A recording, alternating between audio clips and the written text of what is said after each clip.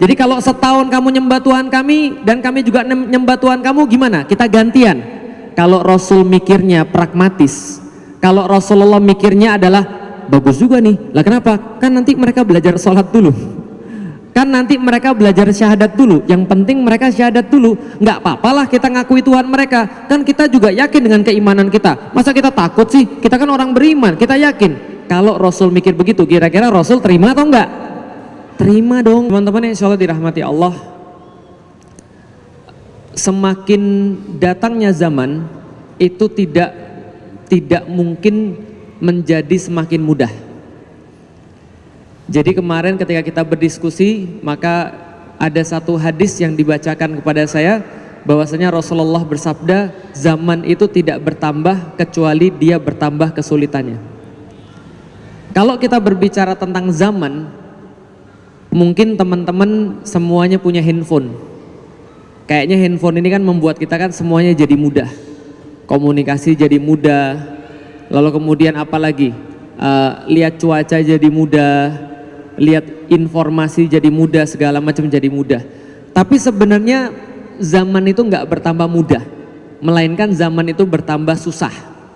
Kenapa bertambah susah? Lihat aja, orang-orang zaman sekarang itu banyak punya penyakit yang orang-orang zaman dulu nggak punya. Perasaan saya dulu 35 tahun tuh nggak ada yang merasa encok, tuh nggak ada. Tapi zaman sekarang tuh orang 35 tahun encok itu biasa. Kenapa? Gara-gara HP yang mereka bilang sebagai sesuatu yang justru memudahkan, malah jadi mempersulit orang. Kenapa? Dokter-dokter bilang zaman sekarang ada yang namanya penyakit namanya teknologi neck leher. Jadi kalau antum baca HP itu kan nggak mungkin begini, ya kan? Kalau lagi begini antum baca ini kayak mau moto orang, atau kayak orang tua baca. Kalau orang tua baca begini mungkin, iya. Tapi kalau anak muda pasti kan bacanya begini. Ketika orang baca begini nih, pasti lehernya nunduk, dan akhirnya dia punya penyakit namanya neck. Kalau dia lehernya kayak gitu, itu biasanya pengaruhnya pasti ke pinggang. Makanya anak muda zaman sekarang itu encok, low back pain. Kok bisa tahu? Kan saya begitu. Artinya ternyata zaman itu memang semakin sulit. Dari segi teknologi kita dipermudah, tapi dari segi gaya hidup kita jadi sulit.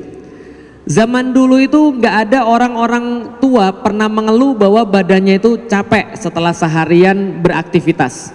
Zaman sekarang jangankan capek, orang-orang semuanya penyakit-penyakit pada keluar. Zaman dulu saya ingat banget, dulu teman saya namanya Mas Cahyo, dia cerita, orang zaman dulu sama orang zaman sekarang beda. Orang zaman dulu tuh tegar, kuat, kalau pilek langsung sembuh, gak usah pakai obat. Lalu dia bilang, anak zaman sekarang pilek UGD, kejadian ternyata. Jadi zaman sekarang orang pilek UGD, corona kan itu kan ya. Zaman dulu nggak ada yang kayak gitu-gitu. Sekarang itu lebih parah, dikit aja itu bisa mengakibatkan hal-hal yang sangat parah. Zaman dulu orang-orang nggak ada orang tua ngomong insecure, nggak ada.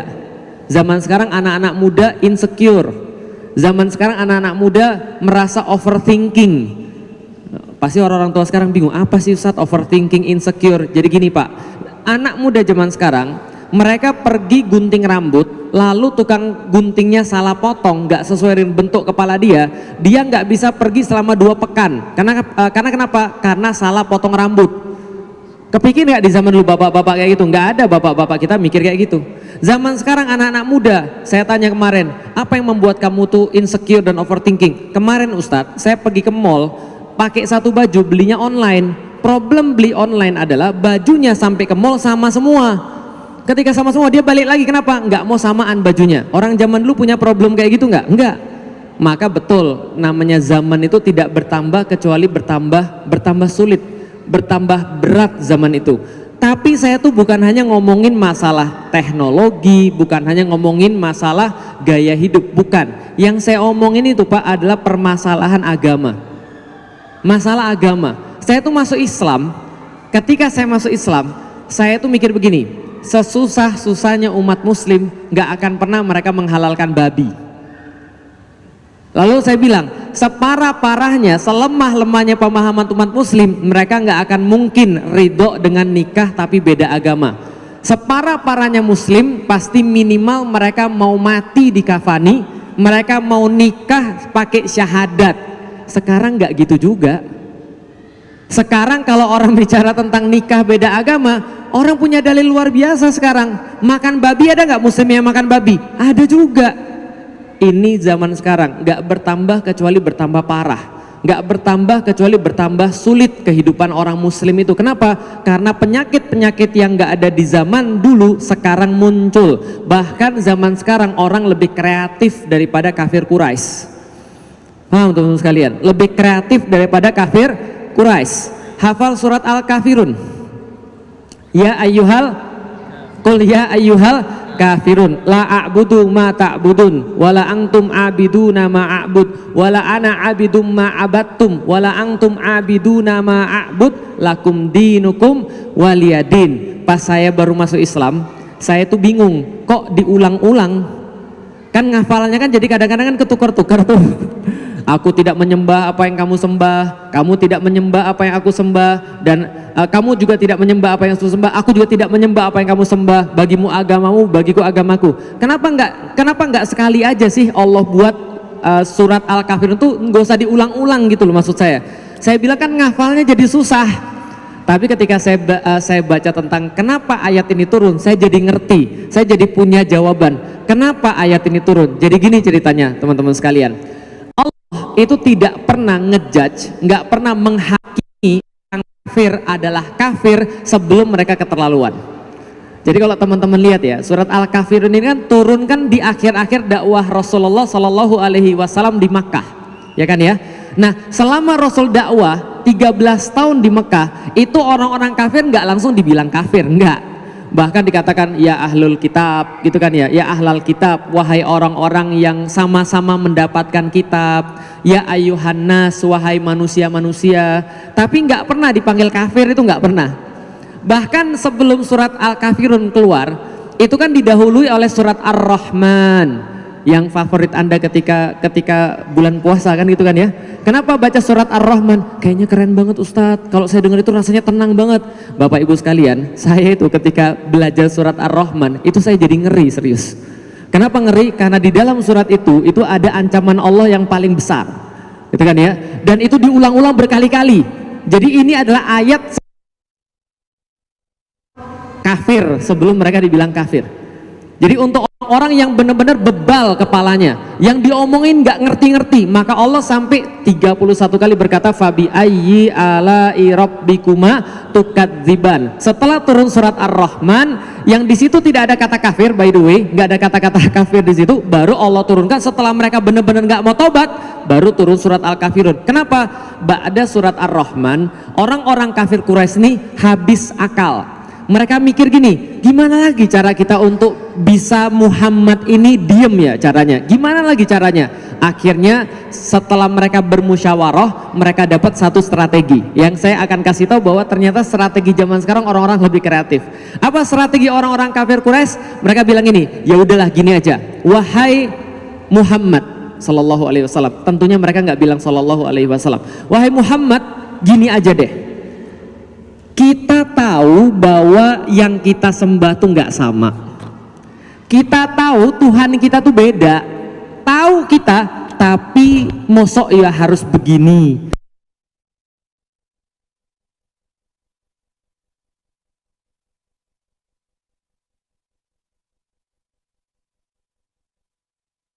Kami akan ngakui dan nyembah Tuhan kamu. Dan setahun kamu akan ngakui dan sembah Tuhan kami, kan gitu kan ya. Jadi kayak gini loh, apa namanya, trial gitu kan ya, sampel, paham ya. Jadi kalau setahun kamu nyembah Tuhan kami dan kami juga nyembah Tuhan kamu, gimana? Kita gantian. Kalau Rasul mikirnya pragmatis, kalau Rasulullah mikirnya adalah bagus juga nih, lah kenapa? Kan nanti mereka belajar sholat dulu, kan nanti mereka belajar syahadat dulu, yang penting mereka syahadat dulu. Nggak apa-apalah kita ngakui Tuhan mereka, kan kita juga yakin dengan keimanan kita. Masa kita takut sih? Kita kan orang beriman, kita yakin. Kalau Rasul mikir begitu, kira-kira Rasul terima atau enggak? Terima dong. Kenapa nggak terima? Tapi yang mereka tawarkan adalah Tuhan kita beda, kita saling menyembah 1 tahun 1 tahun. Apa kemudian respon Rasulullah yang turun surat ya ayyuhal kafirun? Makanya bolak-balik. Kenapa? Karena tadi juga diminta bolak-balik. Kamu nyembah Tuhan saya juga nyembah Tuhan kamu. Maka turunlah surat itu, kami tidak sembah apa yang kamu sembah, kamu tidak sembah apa yang kami sembah, kami tidak sembah apa yang kamu sembah. Karena mereka mintanya bolak-balik. Paham nggak sih teman sekalian? Nah, itu adalah ide orang kafir Quraisy zaman dulu. Ide orang zaman sekarang lebih kreatif. Bukan toleransi lagi, Pak. Mereka bilang semua agama sama. Kafir Quraisy saja nggak berani, Pak. Jadi separah-parah, sejahil-jahil kafir Quraisy, mereka tahu agamanya beda, makanya kita saling sembah aja. Zaman sekarang enggak, mereka bilang enggak ada bedanya orang muslim sama orang yang enggak muslim, semua sama, semua agama sama, enggak ada kafir. Kenapa? Karena orang-orang Nasrani juga beriman. Jadi kalau mereka beriman pada agama mereka, itu namanya mereka mukmin. Kita jadi bingung, kita belajar bahasa Arab gitu kan ya, kita belajar Quran, nggak ada gunanya. Menangis itu orang-orang di Al-Azhar ngelihat orang-orang di Indonesia. Kenapa? Karena mereka menemukan kreativitas yang orang-orang Quraisy pun nggak kepikir. Paham nggak sih maksudnya? Dunia ini tambah lama tambah susah, dunia ini tambah lama bertambah sulit gitu kan ya. Itu orang-orang zaman dulu. Orang zaman dulu itu kafir Quraisy, mereka ngelihat Al-Quran masih respect. Mereka ngelihat Al-Quran masih respect. Bapak tahu Walid bin Mughirah? Tahu Walid bin Mughirah? Walid bin Mughirah adalah bapaknya Khalid bin Walid. Walid bin Mughirah kalau di antara seluruh orang-orang kafir Quraisy, ini adalah ketua MPR, ketua DPR. Kenapa dia ketua DPR? Karena dia orang yang berumur senior, secara umur senior, secara duit paling kaya. Oligarki ini ceritanya, secara duit paling kaya, dan dia tuh dikabarkan bahwa hartanya itu, tokonya itu dari Mekah sampai Taif nggak putus itu toko sama kebunnya. Jadi kebun sama tokonya nggak putus. Suatu waktu ketika bulan haji, Walid bin Mughirah itu sempat bilang pada seluruh penduduk Makkah, dilarang bagi kalian untuk buka restoran di musim haji ini. Kenapa? Kiswah Ka'bah gue yang tanggung, seluruh manusia nggak boleh ada yang makan di restoran kecuali kalau mereka mau makan di rumahnya Walid. Kenapa? Ana Walid, ana Wahid, ana al-Wahid, saya satu-satunya, the one and only, kan gitu. Itu Walid bin Mughirah, julukannya the one and only. Luar biasa kan ya? Ini orang keren banget. Ini orang bukan hanya dia senior, bukan hanya dia kaya, dia pinter. Royhanul Quraisy. Dia adalah wanginya orang-orang Quraisy. Kenapa? Orang Quraisy kalau mau ngasih contoh, kamu tuh kalau mau pinter belajar biar kayak Walid. Kenapa Walid ini pinter? Dia hafal banyak syair, Pak. Dia tahu setiap syair, bahkan dia bilang andai jin punya syair itu saya pasti tahu. Oh, gayanya. Jadi ini adalah Walid bin Mughirah. Tapi begitu Walid dengar Al-Quran, apa yang dia katakan? Ini bukan ucapan manusia, ini bukan buatan manusia, ini juga bukan buatan jin. Kenapa? Saya ahli syair, tahu mana syair buatan manusia, tahu bahkan kalau jin punya syair, saya tahu persis. Ini bukan syair, ini pasti sesuatu yang berasal di luar syair. Itu Walid bin Mughirah, kafir. Nama dia itu dicatat di dalam Al-Quran dalam banyak sekali ayat. Dalam surat Al-Mudaththir kecatat. Bukan nama dia, ding, cerita tentang dia kecatet. Dalam surat Lumazah juga bukan nama dia tapi juga tentang dia, kan gitu kan ya. Dalam surat Al-Qalam juga tentang dia. Dia ini menurut para ulama adalah orang yang paling banyak tercatat di dalam Al-Quran karena kejahatannya. Kejahatannya bukan kejahatan fisik. Apa kejahatannya? Bikin narasi-narasi yang bertentangan dengan kebenaran. Tapi orang kayak gini aja masih respect dengan Al-Quran, masih respect dengan Al-Quran. Zaman sekarang ada orang minta Al-Quran direvisi. Paham gak sih? Ada yang bilang Al-Quran supaya direvisi. Ada yang bilang bahwa Al-Quran itu terjemahannya salah. Itu kan tafsirmu, bukan tafsirku. Ini adalah kemudian bagian yang salah harus dibuang. Masya Allah. Saya tuh kadang-kadang berpikir begini, kita ini memang hidup di zaman yang senantiasa bertambah berat. Zamannya bertambah berat, tapi orangnya nggak nambah pinter. Ini yang kadang-kadang buat kita jadi stres. Tapi nggak apa-apa. Emang mau bicarain apa sih sebenarnya? Saya tuh mau ngasih tahu gini. Ketika zaman itu semakin berat, tantangan juga semakin berat. Pertanyaannya, kita ini harus seperti apa sih? Tenang, zaman memang bertambah berat dan tantangan memang bertambah berat. tapi itu juga menjadi sebuah tanda bahwa Allah akan menganugerahkan kita sesuatu yang lebih besar. Contoh, coba lihat ya. Tidak bertambah zaman kecuali dia bertambah syiddah, kecuali dia bertambah berat. Tapi ketika zaman bertambah berat, itu tanda-tanda Allah akan membangkitkan orang-orang terbaik di zaman itu. Coba kita lihat teman-teman sekalian. Kalau zaman dulu ketika belum ada masalah-masalah kayak sekarang, ustadz-ustadz yang diperlukan kira-kira ustadz-ustadz sederhana atau ustadz-ustadz rumit? Ustadz-ustadz sederhana atau ustadz-ustadz rumit? Ketika zaman masih baik-baik saja kira-kira. Ketika Indonesia masih baik-baik saja, ketika di sini masih oke-oke aja, masalah nggak banyak, maka ustadz-ustadz juga tidak perlu yang rumit-rumit. Maka ustadz-ustadz model misalnya contoh Kiai Zainuddin menyampaikan tentang akhlak, menyampaikan tentang bagaimana caranya hidup sesuai dengan Islam, asal tenang dan segala macam, kan nggak problem kan ya. Kenapa? Karena problemnya juga nggak banyak. Begitu zaman bertambah rumit, nah muncul tuh orang-orang yang juga super-super tuh, kayak Ustadz Adi Hidayat gitu kan ya, muncul, bisa tahu di mana kemudian letaknya dan segala macam. Itu maksud saya. Jadi dulu nggak ada orang-orang kayak Ustadz Hanan Ataki misalnya. Lah kenapa? Karena anak muda juga belum rumit. Anak muda masih banyak pergi ke masjid, masih banyak yang madetin surau gitu kan ya. Karena itu belum perlu orang-orang kayak Ustadz Hanan. Begitu kemudian zaman bertambah rumit, muncul juga orang-orang yang rumit, gitu kan ya. Kalau dulu kemudian belum ada yang aneh, kayaknya nggak ada orang radikal nomor 2, nggak ada. Tapi begitu masa semakin rumit, mungkin perlu orang radikal kan itu kan ya. Nah ini maksudnya adalah kalau seandainya Allah itu sudah memperlihatkan kerusakan generasional, artinya Allah pengen membangkitkan juga orang-orang baik generasional. Coba lihat, kapan Salahuddin Al-Ayyubi muncul? Ketika Baitul Maqdis diambil. Kapan Muhammad Al-Fatih muncul? Ketika Konstantinopel itu sudah merajalela kezalimannya, kan gitu kan ya. Nah maka itu adalah berita baik buat kita. Pertanyaannya, bagaimana caranya dan apa hubungannya dengan Ramadan kita bisa untuk punya kekuatan, bisa untuk menangkal semua itu. Oke, sebelumnya saya mau nanya Bapak dan Ibu sekalian, sebelum kita bahas tentang itu ya, saya mau nanya dulu, menurut Bapak Ibu sekalian, Bapak-bapak terutamanya, ajaran Nabi Muhammad itu paling mirip dengan ajarannya siapa? Ada pilihan supaya mempermudah. A. Nabi Adam, B. Nabi Nuh, C. Nabi Ibrahim, D. Nabi Isa. Pilih mana? A, B, C, D. Yang A, Nabi Adam. Nggak ada. B, Nabi Nuh.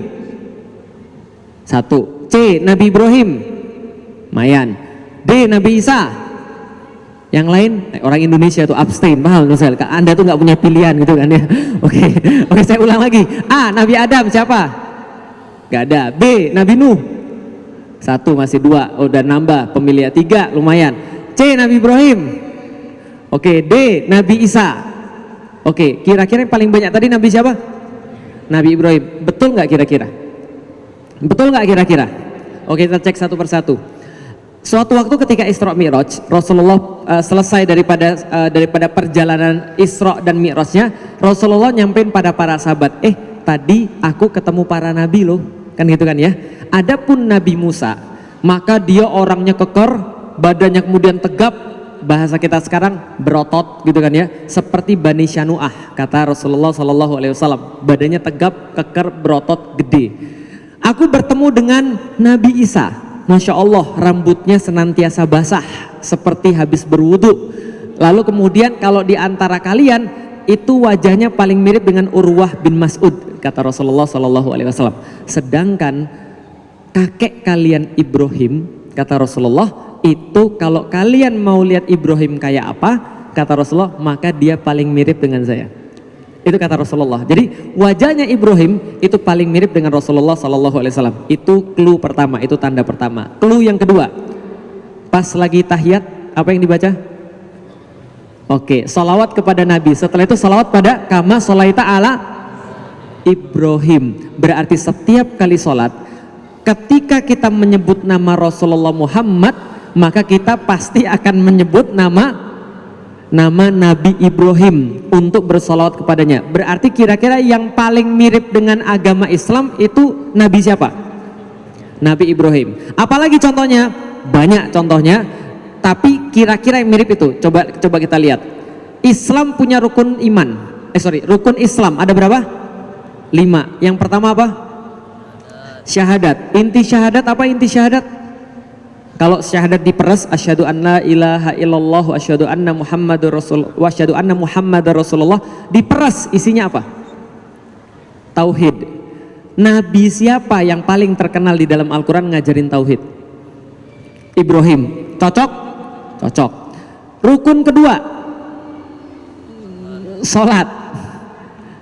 Nabi mana yang setelah kemudian meninggikan Ka'bah terus sholat? Ibrahim. Cocok?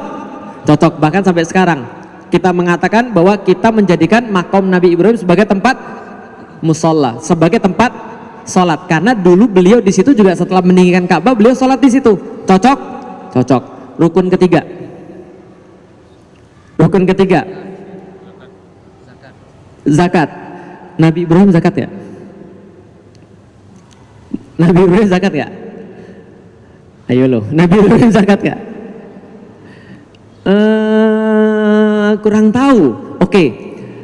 Di dalam Al-Quran tidak dimention langsung Nabi Ibrahim zakat, yang dimention anaknya Ismail. Wa kana ya'muru ahlahu bis sholati waz zakah. Dan dulu Nabi Ismail memerintahkan kepada anak-anaknya untuk melakukan sholat dan zakat. Pertanyaannya, yang ngajarin Nabi Ismail siapa?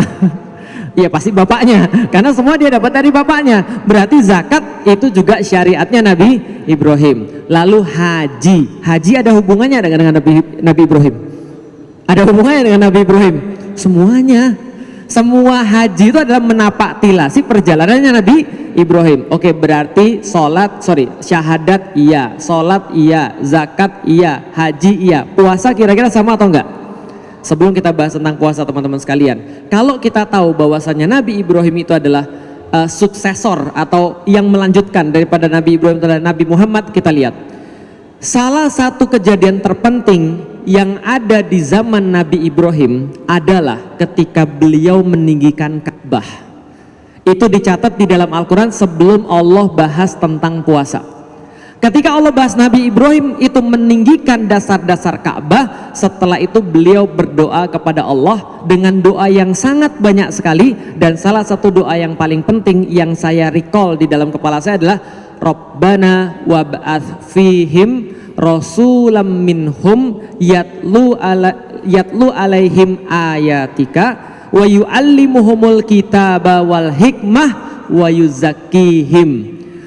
Dia berdoa tentang, ya Allah, keluarga saya berkahi tempat ini dengan buah-buahan, jadikan tempat ini baladan aminan, jadikan tempat ini sebagai tempat yang bagus. Dan beliau berdoa, ya Allah, utus kepada umat seorang rasul berasal daripada golongan ahlu Ka'bah, lalu kemudian di antara mereka ini untuk bisa mendakwahkan agamamu. Apa? 4 hal. 1, membacakan ayat-ayatmu. Yang kedua, mengajarkan pada mereka kitab.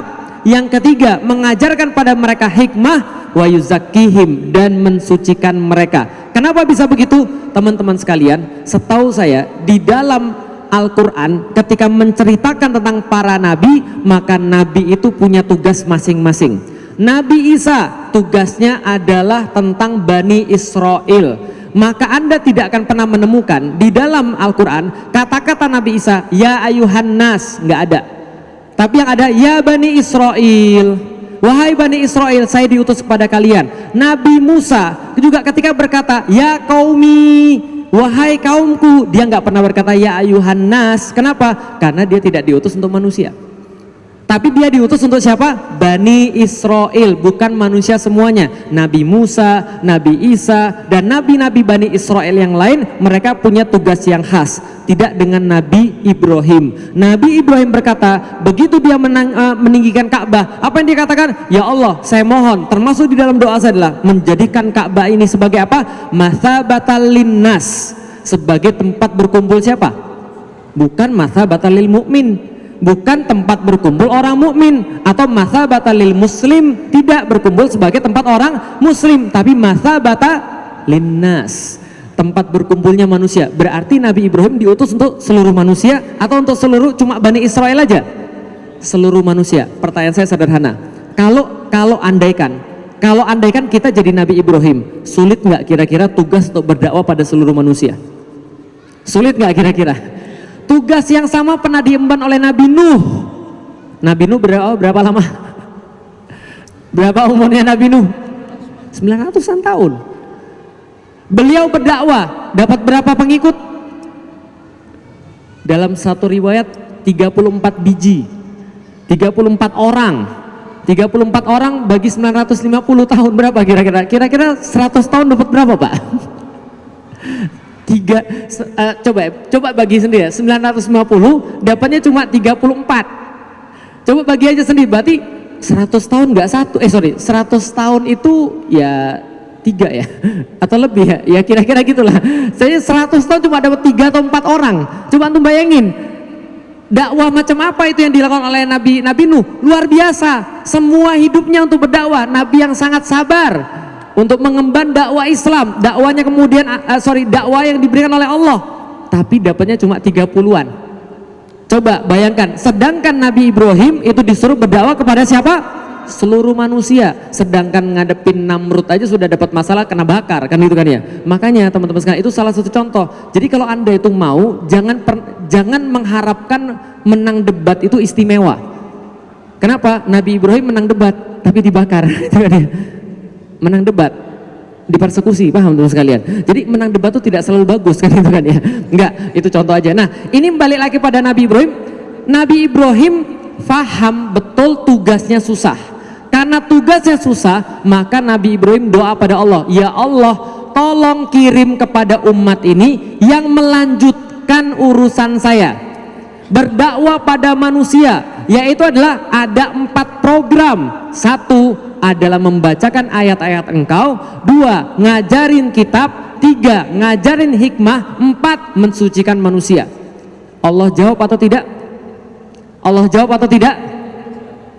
Nabi Ibrahim punya istri 2. Istri tuanya namanya Sarah. Istri yang lebih muda namanya Hajar. Lalu punya anak. Anak tuanya namanya, ayo lo.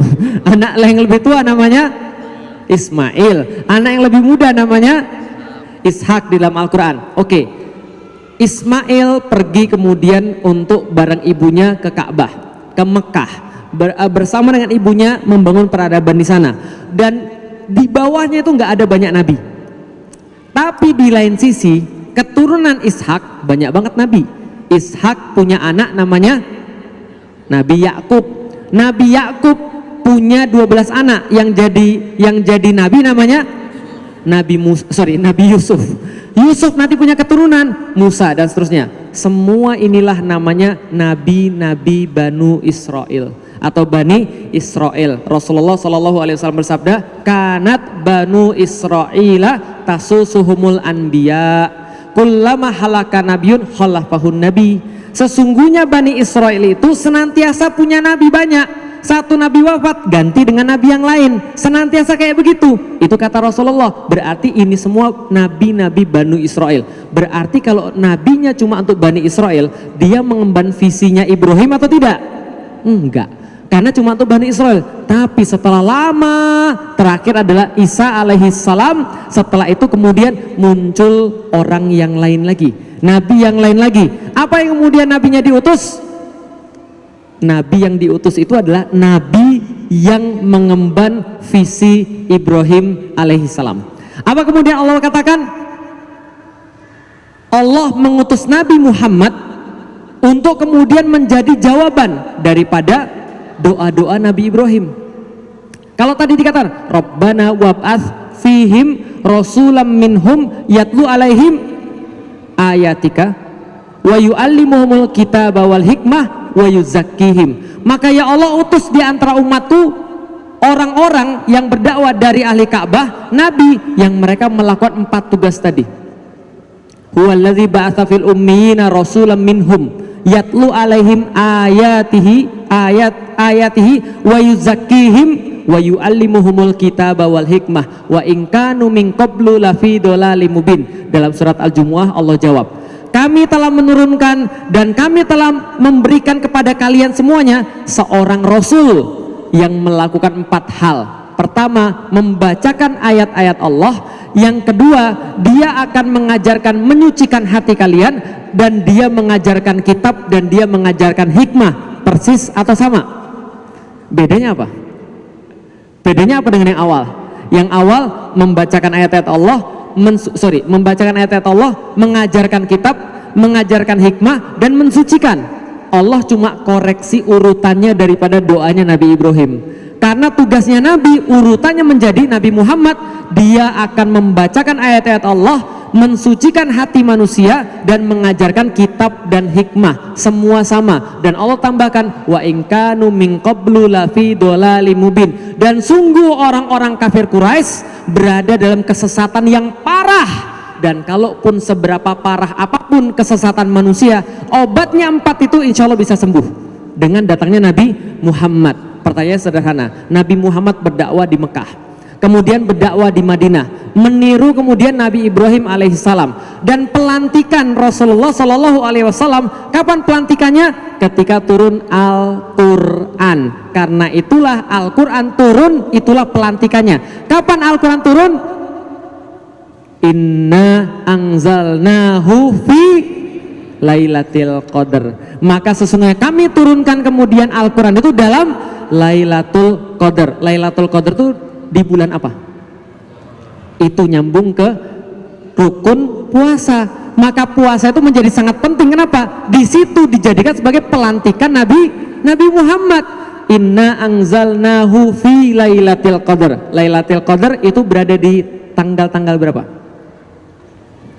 Nggak tahu Ustaz. Yang dapat dalilnya di mana apa Lailatul Qadar? 10 malam yang terakhir. Berarti Al-Quran diturunkan di 10 malam yang terakhir. 10 malam terakhir atau 17 Ramadan? Ayo lu. 17 Ramadan atau 10 malam terakhir? Kan katanya inna anzalnahu fi Lailatul Qadar. Sesungguhnya kami turunkan Al-Quran pada malam Lailatul Qadar. Berarti 10 malam terakhir, malam-malam yang ganjil kan iranya. Tapi nuzulul Quran tanggal berapa? Jadi yang benar yang mana? 17 Ramadan atau 10 hari yang akhir? Ayo lo. Nggak kepikir ya sampai sekarang ya. 17 Ramadan atau 10 hari yang terakhir? Jawabannya dua-duanya benar. Kok bisa dua-duanya benar? Iya. Karena Al-Quran itu diturunkan 2 kali. Pertama, diturunkan dalam bentuk yang penuh dari langitnya Allah, Lauhul Mahfuz, kepada langitnya manusia. Itu diturunkannya pada kapan? Inna anzalnahu fi Lailatul Qadar. Lalu dari langitnya manusia itu diturunkan secara berlahan-lahan selama 23 tahun. Ya, dari kemudian diutusnya Nabi sampai kemudian Nabi wafat diturunkan perlahan-lahan. Dan pertama kali Iqra bismi rabbikal ladzi khalaq 17 Ramadan. Nah, jadi sekarang sudah bisa jawab ya. Jadi dua-duanya benar, nggak ada masalah. Nah, itulah kemudian hari ketika Rasul dilantik.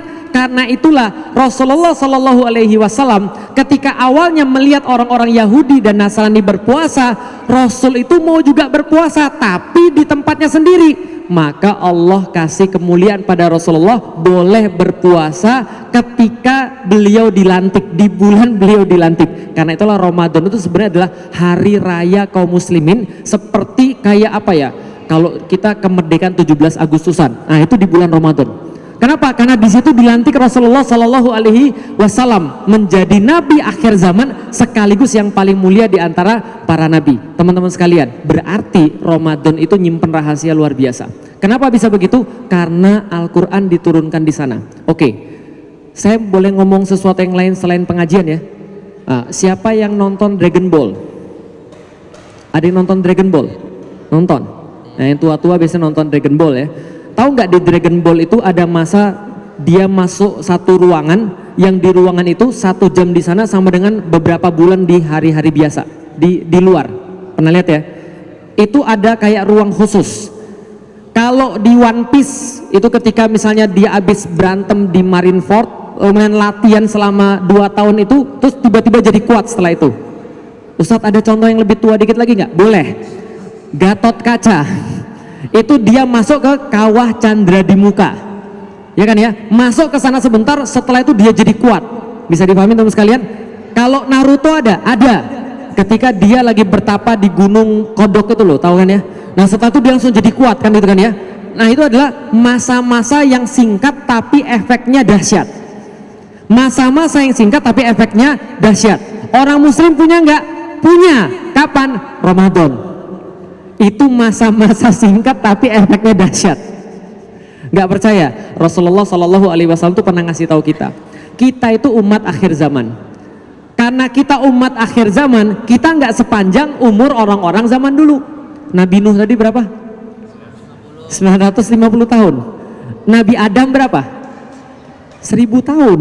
Gitu kan ya? Jadi nabi-nabi zaman-zaman dulu tuh panjang umurnya. Umat Muhammad, Nabi Muhammad berapa umurnya? Antara 60 dan 70 tahun kata Rasulullah. Ada yang lebih daripada 70 tahun. Nah, udah bonus itu berarti. 60 sampai 70 tahun.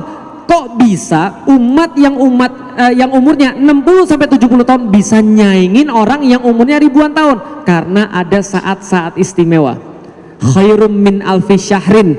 Hari itu, malam itu lebih baik daripada 1000 bulan. Jadi minimal 1000 bulan, maksimal lebih banyak lagi. Dan tidaknya itu, beribadah di dalam bulan Ramadan itu dikali lipatkan. Artinya adalah apa? Ini bulan penggemblengan. Maka peristiwa-peristiwa penting terjadi di bulan Ramadan. Lihat, yang ditempelin Al-Quran itu pasti istimewa.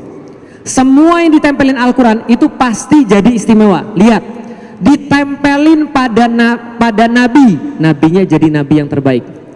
Ditempelin pada 1 bulan, bulannya jadi bulan yang terbaik. Ditempelin di 1 malam, malamnya jadi malam yang terbaik. Ditempelin sama malaikat, jadi bosnya malaikat, Jibril, ya kan ya, jadi bosnya malaikat. Kenapa? Karena bawa Al-Quran. Tapi di bulan Al-Quran diturunkan itu ditambah-tambahin lagi. Maka ulama-ulama berpendapat yang dimaksud dengan Lailatul Qadar selain malam penuh dengan keberkahan adalah malam di mana Allah itu menyusun ulang seluruh qadar-qadar yang terjadi di muka bumi. Makanya itu nggak main-main. Makanya Rasulullah itu persiapan Ramadannya ngeri. Kenapa? Karena Rasul tahu kalau umatnya bisa berjaya di bulan ini, mereka akan bisa berjaya di 11 bulan yang lain. Itu kuncinya. Gimana caranya? Dekat dengan Al-Quran. Syahrul Ramadan alladzi unzila fihil Quran. Sesungguhnya bulan Ramadan tempat diturunkannya Al-Quran. Dan di dalam Al-Quran tidak ada satupun kata Ramadan. Kata Ramadan cuma satu, lengketnya dengan Al-Quran. Artinya bulan ini khusus benar untuk Al-Quran. Siapa yang dapat Al-Quran, di situ Al-Quran mau sama dia, dia bisa untuk menguasai 11 bulan yang lain. Bahkan bisa menguasai dunia, serius. Kenapa? Karena itu yang menjadi contoh Nabi kita. Berarti ini adalah jawabannya. Jawabannya ada pada Al-Quran. Dan itu yang ditakuti oleh orang-orang kafir. Teman-teman sekalian, Syahrul Ramadan alladzi unzila fihil Quran huda linnas wa bainatin minal huda wal furqan. Hari bulan-bulan Ramadan adalah bulan diturunkannya Al-Quran yang ada 3 kekuatannya. Dia menjadi petunjuk bagi seluruh manusia yang mau untuk memanfaatkan Al-Quran. 2, penjelas daripada petunjuk. Yang ketiga, menjadi furqan, menjadi pembeda antara hak dan batil. Coba lihat, tahu teman-teman sekalian, Nabi apa yang paling banyak mukjizatnya? Enak kan ya ngaji di sini kan ya, ada tanya jawabnya, ada kuis gitu kan ya. Nabi mana yang paling banyak mukjizatnya? A, Nabi Adam. B, Nabi Nuh. C, Nabi Musa. D, Nabi Muhammad. Yang mana? A, B, C atau D? Yang A, Adam. Nggak ada, oke. B, Nuh. C, Musa. D, Nabi Muhammad. Yang lain abstain seperti biasa, makasih. Oke, yang paling banyak mukjizat di dalam Al-Quran dan di dalam kisah-kisah para nabi bukan Nabi Muhammad, tapi Nabi Musa. Nabi Musa itu punya banyak sekali mukjizat. Kesiannya di situ. Kesiannya di situ. Kenapa? Nabi Muhammad itu ketika dapat ujian, beliau pernah bilang begini. Jadi gini, suatu waktu pernah ketika para sahabat itu mempertanyakan keputusan Rasulullah Shallallahu Alaihi Wasallam, maka Nabi itu bilang begini, saya jadi tahu sedihnya Nabi Musa itu kayak apa. Kenapa? Paling banyak mukjizat, harusnya kan kalau paling banyak mukjizat kan pengikutnya paling yakin, tapi pengikutnya paling rese, paham? Jadi kalau anda mau tahu pengikutnya Nabi Musa, Anda bisa lihat netizen zaman sekarang, paham ya? Rese, rewel, julid. Nah itulah sepertilah pengikutnya Nabi Musa tuh begitu. Suka bikin hashtagnya gak penting, paham teman sekalian? Suka bikin narasi-narasi yang aneh-aneh gitu kan ya. Tiba-tiba bikin hashtag Musa kurap, kira-kira begitu. Kan parah. Kenapa? Karena mereka tidak pernah melihat Nabi Musa mandi bersama mereka. Nabi Musa sangat lembut hatinya dan gak pernah mandi bersama-sama orang kecuali kemudian tanpa pakai kain, paham ya? Mereka bilang, wah Nabi Musa punya penyakit kulit, paham ya, kurap. Itu netizen julid, paham teman sekalian? Nah itu orang-orang Yahudi itu modelnya kayak gitu, paham ya? Nah jadi kata Nabi, saya jadi ngerti penderitaan saudara saya Musa. Kenapa? Saya nggak seberapa, baru dipertanyakan sedikit saja, tapi orang-orang Nabi Musa ini parahnya luar biasa. Apa hubungannya dengan Al-Quran? Nabi Musa mukjizatnya paling banyak, tapi pengikutnya paling kurang ajar. Paham teman-teman sekalian? Kenapa pengikutnya paling kurang ajar? Karena begitu mereka ditinggal Nabi Musa, mereka segera cari sesembahan yang lain. Begitu kan ya? Antum baca di dalam Al-Quran. Sudahlah kemudian mereka itu sudah dikasih semua macam-macam. Dibelah laut buat mereka. Sebelumnya dibebaskan dari Fir'aun. Ngelihat kemudian wabah begitu besar sampai kodok masuk ke mulut orang-orang. Begitu banyak kodok kemudian. Begitu banyak belalang dan segala macam. Diberikan seluruh mujizat. Lewat kemudian laut yang terbelah. Antum bisa bayangin nggak sih laut terbelah? Pernah bayangin? Itu satu seperti gunung yang kemudian tinggi dan kita lewat tengah-tengahnya kiri kanan air. Itu kan amazing banget kalau kita ada di sana kan ya. Coba bayangin, baru semua itu terjadi malah bikin maksiat. Malah kemudian gak mau masuk ke tanah terjanji, malah nyuruh kamu aja pergi sama Tuhanmu, kamu di sini duduk aja. Kalau kami lihat kamu menang, kami masuk. Kalau kamu kalah, kami aman. Paham sekalian? Ini Yahudi nih. Nah setelah itu mereka disesatkan, tapi Allah masih sayang, dikasih manna wa salwa. Dikasih kemudian kebaikan-kebaikan. Mereka berselisih, Allah yang nyelesain pada mereka. Mereka minta apapun, Allah kasih pada mereka. Begitu Nabi Musa minta, saya mau pergi sebentar ya, kalian dijaga sama Harun ya, jangan macam-macam ya. Apa yang mereka lakukan? Buat sesembahan baru. Coba antum pikirin, kenapa? Karena mereka banyak lihat mukjizat, tapi mukjizat yang mereka lihat cuma dengan mata dan nggak masuk dalam hati. Nabi-nabi terdahulu Allah kasih mukjizat, tapi mukjizatnya tidak permanen. Maka begitu satu nabi lewat atau satu nabi wafat, diganti oleh Allah dengan nabi yang lain yang bawa mukjizat yang lain. Coba lihat, kalau saya bilang sama Anda, saya ini nabi loh, percaya nggak? Percaya nggak kira-kira? Orang zaman dulu juga gitu. Musa bilang, saya nabi loh. Orang bilang, lu ngarang kali, lu kan anak orang miskin, lu kan gak sekaya gue, masa lu yang nabinya? Gimana cara Nabi membuktikan kalau dia adalah nabi? Pakai mujizat. Paham sampai di sini? Tapi kalau nabinya sudah wafat gimana? Gak ada mujizat lagi. Sedangkan Nabi Musa bawa Tauratnya ditinggalin orang. Kenapa? Karena orang gak lihat mujizat lagi. Diganti dengan Yusha bin Nun, bisa menghentikan waktu, gitu kan ya? Orang lihat, oh bener dia nabi, ikutin dia, kan gitu kan ya? Kalau misalnya Rasulullah Muhammad sekarang masih ada atau sudah nggak ada lagi? Sudah wafat atau masih ada? Rasulullah sudah wafat. Tapi pertanyaannya, kenapa kita bisa percaya dengan Islam? Umat zaman dulu, kayak umatnya Nabi Musa, ketika nabinya wafat, dia perlu digantikan nabi yang lain yang bawa mujizat. Umatnya Nabi Muhammad wafat, umatnya masih percaya dengan Islam. Mujizatnya mana? Mujizatnya mana? Itulah pertama kalinya Allah menggabungkan risalah dengan mukjizat. Allah gabungkan risalah dengan mukjizat. Risalah Musa Taurat, mukjizatnya beda. Risalahnya Isa Injil, mukjizatnya beda. Tapi di Nabi Muhammad mukjizat sama risalah jadi satu. Kenapa? Nabi akhir zaman tidak ada lagi nabi. Maka Allah katakan, unzila fihil Quran hudalin nas, dia adalah petunjuk buat manusia, wa bainatim minal huda, dan di dalam petunjuk itu ada juga bukti yang meyakinkan bahwa dia adalah tidak pernah tertandingi sepanjang zaman, wal furqan. Kalau Anda sudah dapat semua itu, Anda tidak akan gumun, tidak akan heran, tidak akan merasa bingung menghadapi dunia yang saya ceritain tadi. Jadi apa kuncinya? Al-Quran. Fala uqsimu bimawaqi'in nujum. Allah sampaikan, aku bersumpah dengan tempat terbitnya bintang-bintang. Wa innahu laqasamul law ta'lamuna azim. Dan sungguh dalam sumpah ini, sumpahnya doang udah keren banget. Oke, saya masih punya waktu? Masih. Saya boleh jelasin dikit? Oke. Saya bersumpah demi tempat terbitnya bintang-bintang, kata Allah. Pernah lihat bintang? Oke, sumpah. Pernah dengar sumpah di dalam Al-Quran? Sumpah apa yang paling Anda ingat? Wal fajri, oke. Terus apa lagi? Wal asr, oke. Terus apa lagi? Hah? Wattuha, apa lagi? Wasyams, dan seterusnya. Coba perhatikan, orang Arab bikin sumpah ketika dia pengen untuk menjelaskan sesuatu yang penting. Contoh, saya sumpah kalau saya lagi difitnah berzina, saya sumpah saya nggak pernah berzina, paham ya?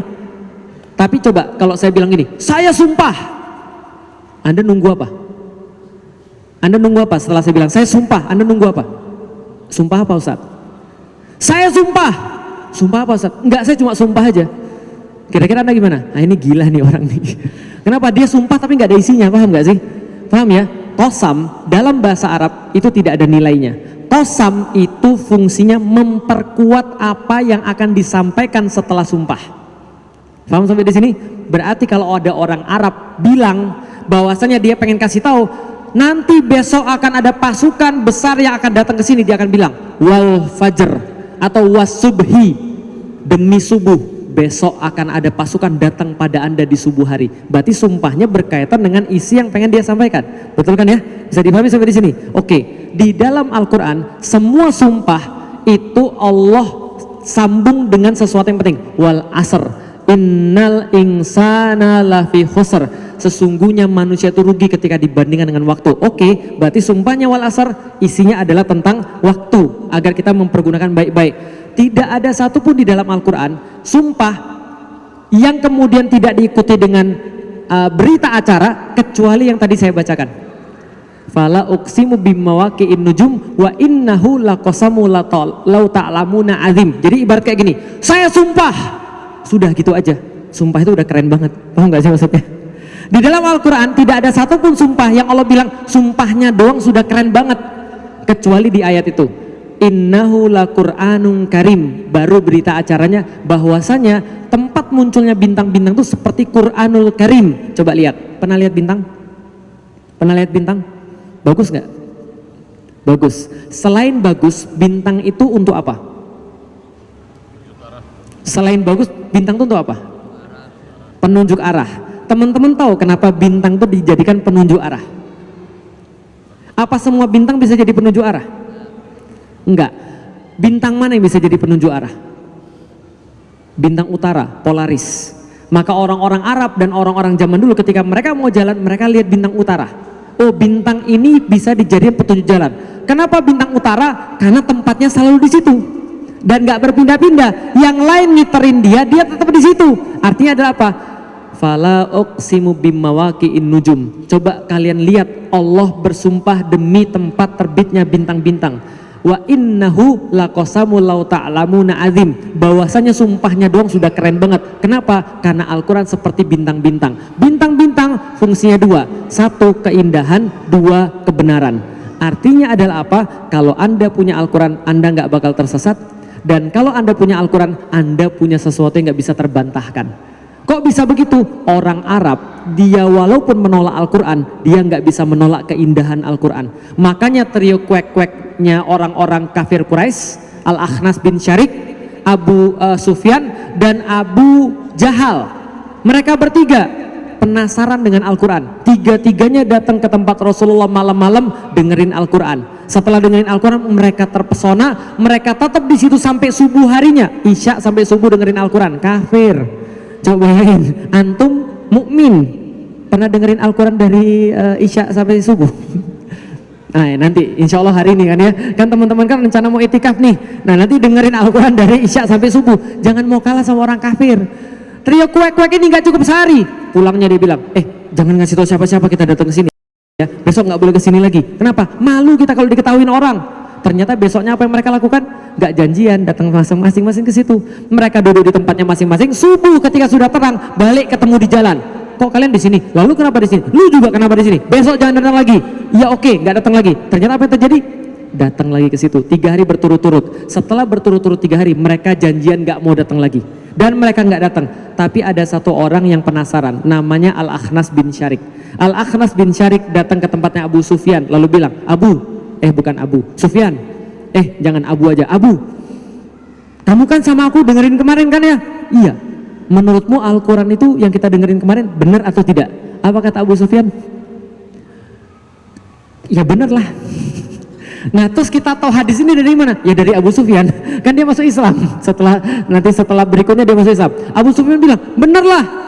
Nggak mungkin buatan manusia. Kita nih orang pinter, intelek. Ini nggak mungkin buatan manusia. Indah banget, keren banget.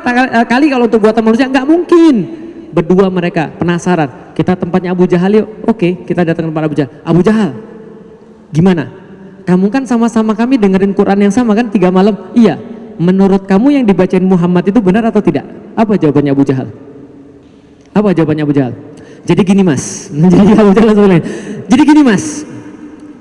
Kita itu sama Muhammad beda bani. Muhammad itu adalah Bani Makhzum, sedangkan kita ini adalah Bani Amir.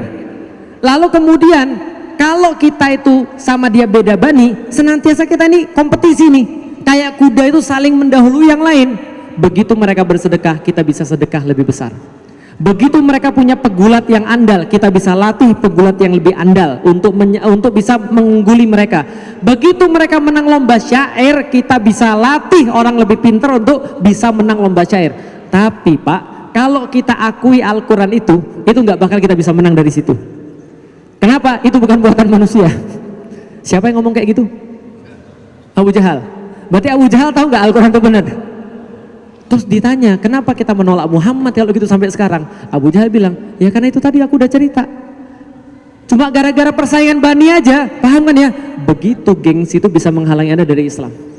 Masya Allah. Abu Jahal tuh tahu Al-Quran tuh indah, menolak kebenaran tapi nggak bisa menolak keindahan. Al-Quran seperti bintang. Maka kalau Anda pegang Al-Quran di bulan Ramadan, Anda pasti selamat daripada segala macam. Bahkan bukan hanya selamat, Anda punya sesuatu yang nggak akan pernah terkalahkan.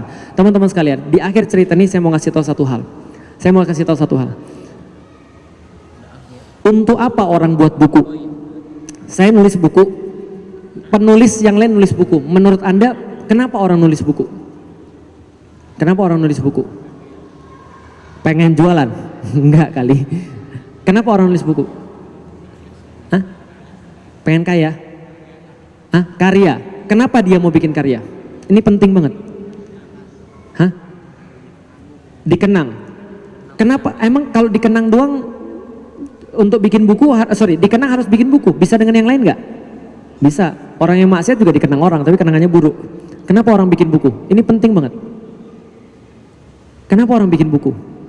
Kenapa saya ngisi di sini? Karena saya pengen bagi ilmu. Sebenarnya gini, saya pengen kasih tahu, dakwah Islam, Al-Quran itu punya satu kesamaan. Apa kesamaannya? Itu adalah sebuah cara untuk mengubah manusia. Jadi Islam itu mengubah manusia, dakwah itu mengubah manusia, dan Quran itu mengubah manusia. Buku itu adalah salah satu bentuk komunikasi. Untuk apa? Setiap komunikasi itu untuk mengubah manusia. Dari tadi saya di depan sini, saya di mobil mikir, saya mau ngomong apa ya? Dan dari tadi saya milih setiap kata-kata yang saya akan berikan kepada kalian dan pada teman-teman sekalian. Dan saya berharap setiap kata-kata itu ketika masuk dalam kepala Anda itu bisa mengubah Anda. Paham ya? Keberhasilan saya dinilai daripada apakah Anda keluar daripada majelis saya itu berubah lebih baik atau tidak. Kalau tidak berubah berarti saya gagal berkomunikasi. Gagal berkomunikasi. Dakwah adalah komunikasi. Buku juga bentuk komunikasi. Berarti kalau kita lihat, coba lihat buku yang paling banyak mengubah orang apa kira-kira? Menurut teman-teman, buku yang paling banyak mengubah orang apa? Sudah diteliti sama seseorang, mereka bilang buku yang paling berpengaruh di dunia, yang banyak mempengaruhi orang adalah namanya buku Iliad, karangan Homer. Karena di situ ada cerita tentang dewa-dewa Yunani yang menginspirasi peradaban Eropa zaman sekarang. Bagi saya enggak. Kenapa? Orang Eropa enggak ada yang kemudian berekonomi berdasarkan kitab Homer, kitabnya Iliad Homer. Bagaimana dewa Zeus untuk melakukan jual beli? Enggak ada. Sekarang di Eropa nggak ada bagaimana kemudian dewa Ares dalam berperang, nggak ada. Tapi dunia sepakat ada satu kaum yang kebangetan parahnya. Wa ingkanu wa ingkanu min qablu lafi dhalalim mubin. Mereka tuh adalah kaum yang sangat parah. Anak perempuan dikubur, istri jadi warisan, paham? Orang-orang Arab dulu itu bisa menikah lebih daripada 50 loh.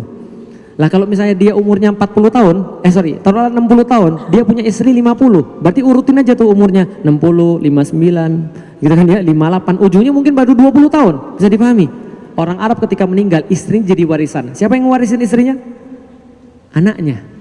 Lah kalau anaknya nikah dengan salah satu istrinya, istri bapaknya, terus punya anak, itu panggilannya cucu atau anak? Bingung kan antum? Itu peradaban zaman dulu tuh begitu. Paham ya? Perzinaan bebas, minum khamar terserah, yang kuat menindas yang lemah nggak hormat pada yang tua. Itu peradaban orang-orang Arab pada zaman dulu. Tapi ketika kaum yang parah kayak gitu diturunkan Al-Quran, mereka nggak ada minyak pak, nggak ada orang pintar yang bersifat ya yang seperti di Persia atau Romawi. Tapi begitu diturunkan Al-Quran, mendadak berubahnya masif, banyak orang, lalu kemudian cepat dan permanen. Coba, artinya apa? Di dalam dunia ini nggak ada satupun kitab yang bisa efeknya seperti itu kecuali Al-Quran. Pertanyaan saya sederhana, ini untuk menutup kita. Kalau Al-Quran itu bisa mengubah Khalid bin Walid yang sesadis itu sama kaum muslimin, bisa mengubah Umar bin Khattab, salah satu yang tadi saya bilang banyak orang tadi, Umar bin Khattab yang sangat kemudian kasar pada saat itu, bisa mengubah model kayak Abu Sufyan, bisa mengubah Hindun. Antum tahu Hindun? Yang bunuh Hamzah, memerintahkan Wahsy untuk bunuh Hamzah, kemudian belah dadanya, ngambil jantungnya, kemudian dikunyah. Itu aja berubah gara-gara Al-Quran. Wahsy masuk Islam. Amr bin As, pintar, cerdik, masuk Islam. Yang kayak gitu aja bisa berubah. Pertanyaan saya, sebatu apa antum nggak bisa diubah oleh Al-Quran? Paham gak sih maksud saya? Itu pertanyaan pada diri saya sendiri. Ketika saya setiap bulan Ramadan, saya bilang, ya Allah, ini bulan Ramadan, ini adalah bulan Al-Quran ya Allah, tolong ya Allah Al-Quran jadiin sebagai teman terbaik saya pengen dapat sesuatu dari Al-Quran. Sebatu apa hati saya nggak bisa ngambil manfaat daripada Al-Quran. Separah apa saya bahwa Al-Quran tuh nggak ada percikannya sedikit pun pada saya, bahwa kemudian Al-Quran membawa Jibril jadi malaikat terbaik, Nabi Muhammad jadi nabi yang terbaik, Ramadan jadi bulan yang terbaik, Lailatul Qadar jadi malam yang terbaik. Lalu saya masa nggak dapat apa-apa ya Allah? Masa sebatu itu saya ya Allah? Pertanyaan kita adalah, sebatu apa Anda nggak bisa berubah sama Al-Quran? Pertanyaannya bukan sebatu apa kita, tapi seberapa jauh kita untuk mau berinteraksi dengan Al-Quran. Karena itu persiapan yang benar-benar harus kita jaga dalam diri kita. Ingat Bapak Ibu sekalian, zaman tambah parah. Begitu Anda tidak punya pegangan Al-Quran, Anda akan gumun, Anda akan bingung, Anda akan heran, bahkan nggak mungkin ikut-ikutan yang salah. Dan zaman bertambah parah, nggak bertambah, semakin mudah. Solusinya adalah Al-Quran. Solusi yang klise, tapi inilah kemudian satu-satunya menjadi penyelamat kita. Walau misal teman-teman sekalian, mudah-mudahan Allah merahmati kita dengan Ramadan, mudah-mudahan Allah merahmati kita dengan amal-amal yang terbaik, dan insya Allah Az-Zikra memfasilitasi teman-teman sekalian untuk bisa di sini sholat, beriktikaf di sini, kemudian meramaikan dengan apapun yang bisa kita lakukan. Nanti pasti akan ada banyak orang yang buka puasa di sini. Maka carilah amal-amal terbaik dari sekarang. Siapin makanan buat orang yang berbuka puasa, siapin keperluan orang-orang yang itikaf. Cerdas dalam beramal berarti mengambil maksimal terbesar daripada amal-amal kita, walaupun bukan kita yang beramal. Kan gitu kan ya. Ngasih makan para ulama, gitu kan, ngasih makan para penghafal Al-Quran dan seterusnya. Dan mudah mudah-mudahan pada malam ini Allah memberkahi setiap teman-teman sekalian yang beriktikaf di masjid ini, dan Allah jadikan sebagai bagian daripada persiapan untuk memasuki bulan Ramadan. Dan walaupun kita pun tidak ditakdirkan memasuki bulan Ramadan, mudah-mudahan Allah sudah mencatat pahala kita karena keseriusan kita dalam menyambut bulan Ramadan. Dan kalau Allah mentakdirkan kita untuk sampai pada bulan Ramadan dan kemudian beribadah di dalamnya, kita berdoa mudah-mudahan Ramadan ini menjadi Ramadan yang terbaik bagi kita. Wallahu a'lam bishawab. Assalamualaikum warahmatullahi wabarakatuh.